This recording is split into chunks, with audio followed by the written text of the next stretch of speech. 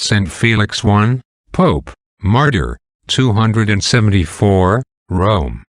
St. Felix was a Roman by birth, and succeeded St. Dionysius in the government of the Church in 269. Paul of Samosata, the proud bishop of Antioch, to the guilt of many enormous crimes, added that of heresy, teaching that Christ was no more than a mere man, in whom the divine word dwelt by its operation, and as in its temple, with many other gross errors concerning the capital mysteries of the Trinity and Incarnation. 2 councils were held at Antioch to examine his cause. But by various arts and subterfuges he escaped condemnation. However, in a third, assembled at the same place in 269, being clearly convicted of heresy, pride, and many scandalous crimes, he was excommunicated and deposed, and dumbness was substituted in his room.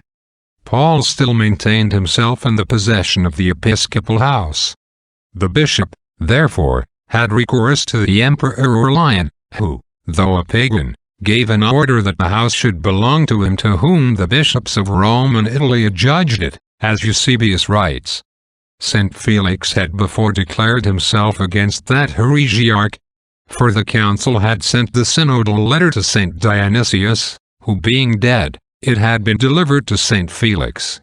It must have been on that occasion that our holy Pope wrote to Maximus, Bishop of Alexandria, a learned epistle, quoted by the Council of Ephesus, St. Cyril of Alexandria, and St. Vincent of Lerins, in which he clearly explained the Catholic doctrine of the whole mystery of the Incarnation.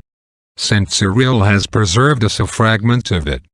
The persecution of Aurelian breaking out, St. Felix, fearless of dangers, strengthened the weak, encouraged all, baptized the catechumens, and continued to exert himself in converting infidels to the faith.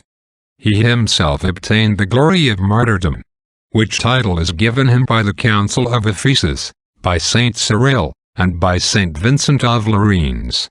He governed the Church 5 years, and passed to a glorious eternity in 274. The Western martyrologies name him on the 30th of May. Amen. The example of Christ, and of all his saints, ought to encourage us under all trials to suffer with patience, and even with joy. We shall soon begin to feel that it is sweet to tread in the steps of a God-man, and shall find that if we courageously take up our crosses, he will make them light by bearing them with us. The soul will find it sweet to be abandoned by creatures, that she may more perfectly feel their emptiness, and learn that men are false and treacherous. Then will she place her whole confidence in God alone, and cleave to him with her whole heart. Forsaken and forgotten by creatures, she finds no relish but in God, who enters her more powerfully, and fills her with his consolations the more sweetly, as she is the more weaned and separated from all earthly things, and more purely adheres to him who never forsakes those who sincerely seek him. O happy exchange!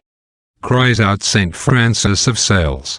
The soul thus abandoned in the eyes of men, now possesses God instead of creatures. Amen. Benedicat vos omnipotens Deus, Pater, et Filius, et Spiritus Sanctus. Amen.